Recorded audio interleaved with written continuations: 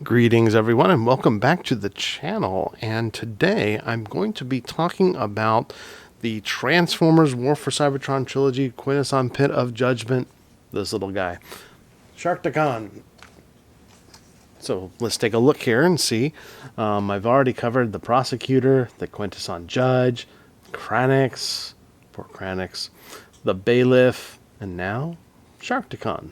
So we're going to cover this little guy here. He comes with the set, and this is the last figure. Thanks for joining me for this entire review. And stay tuned for the next video that I'm going to be doing on this, which is going to be the actual diorama and all the pieces put together. In the meantime, let's take a look at this guy.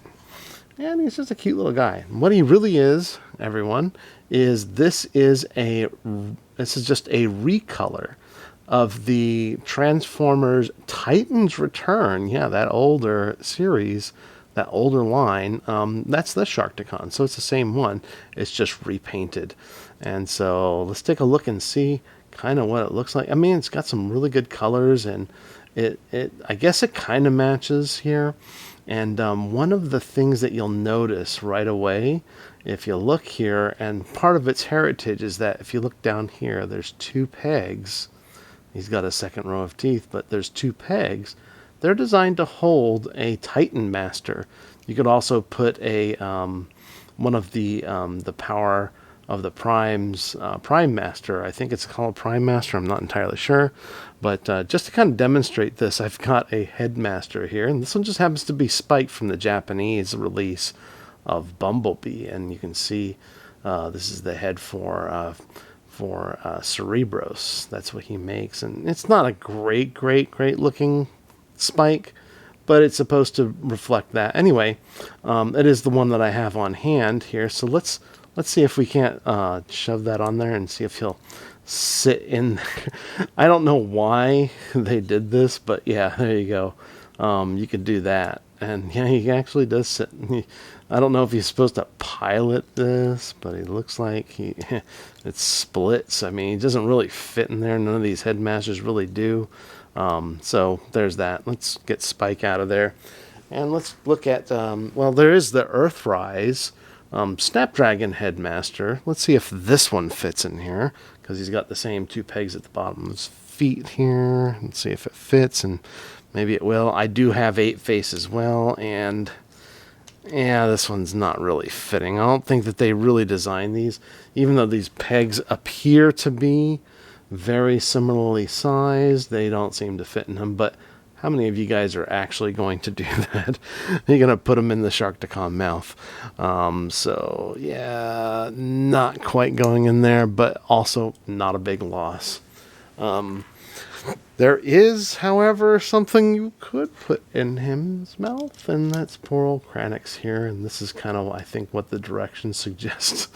Yeah, so if you want to recreate Kranix being eaten up, then you can do that. So like I said, taking a look at this thing, he does appear to match a lot of the paint schemes in the movie. And just let's take a look here. He's got this little deal here. He's got some blue paint. I don't know if this is coming across in focus on the camera. Let's see here. Yeah, so there we go. And you can see kind of, it's a halfway decent figure. I know they're coming out with another Gnaw, Sharkticon. See, they just call it Sharkticon, but we know the name is Gnaw. So Gnaw. So yeah, this is, I mean, it's cool for what it is. And I'm looking forward to the Gnaw that they're going to be releasing here, with the Kingdom line, I believe. So this is the one that's what he looks like here. Let's show off what the original release from the Titans Return. Here he is here. This is the Titans Return release, so you can kind of see some of the paint differences here. And yeah, he still has that. Hold on here. Let's see if we can get that to focus a little better. There you go. You can see it's still there. This two little pegs and everything else. He's got a pink jawline here, and like I said, you can kind of see here these guys and a little bit of paint differences you got going on, and all that. On top of that, and this is so I've got yet another one that we can compare them to, and that is the Japanese release. This is the Japanese release of Gnaw, the Sharkticon.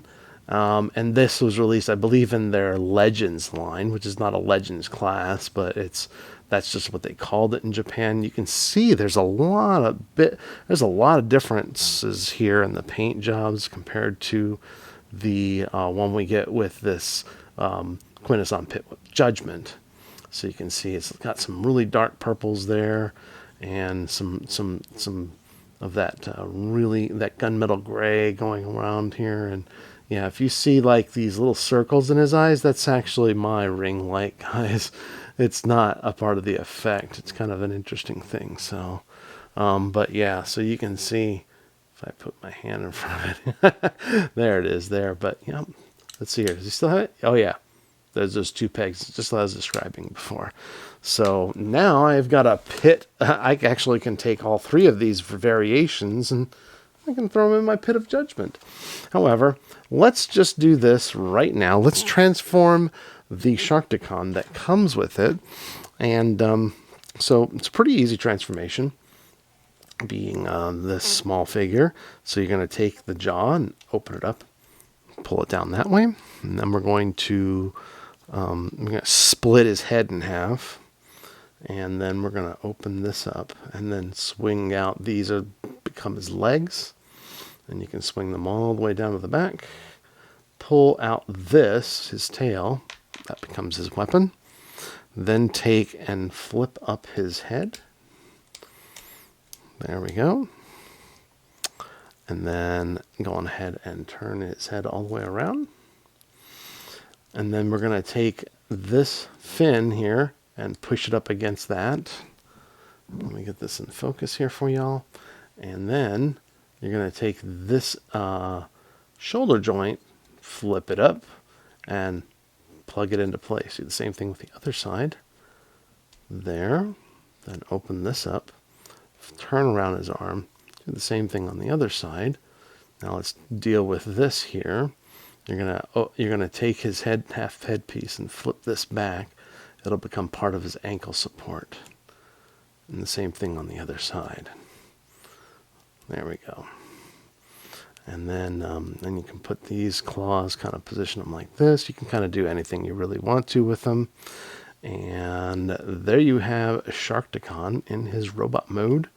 He can... Not too bad. Not too bad. You can take his weapon, give it to him here. You can hold it this way. And that's fine. You can have him hold it underhanded if you want. You can do that. You can also plug it into this hole right here underneath his hand. So there's a lot of different options with this guy.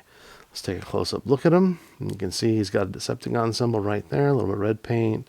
I guess these are blue abs. And then, you've got the green and all that there. A little bit of paint here on his feet. Yeah, not too bad. And just kind of the back hanging out like that. All right, so there's what he looks like. So, taking another look, real quick here, we can also see that, these shoulders, if you haven't been able to tell, are on ball joints, so they can go all the way around. His elbows are also on ball joints, so yeah, he's got that. And then he's got some okay articulation here. These half of the shark head doesn't really pin in anywhere or anything like that, so there's that. I mean, he could sit down and do the squats if you want. But get him to stand up straight. That's pretty much what we're dealing with here. So there's that. Let's bring in the Titan's Return version of the figure and take a look at this. Let's see if we can get that focused for you guys. There you go. Yeah, and again, the same type of articulation. Just the head just turns from side to side. That's all it is. Same thing on this figure. So we've got that one. So, yep, just turn side to side. This is a little tighter than that other one. That Titan's Return one was very loose. So he can turn his head all the way around. Pretty cool. And then here is the Japanese version of him.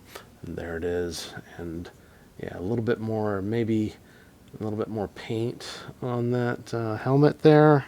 Silver gunmetal gray-ish paint. A few other accents maybe that are not on the other ones, but again, yeah, I just happen to still have these. I don't really get rid of a lot of my Transformers. I actually just keep them around. I like them. So there we go. There's all three of them kind of sitting there. Yeah, for comparison, here he is with the Kranix figure. Poor Kranix, he's way outnumbered now.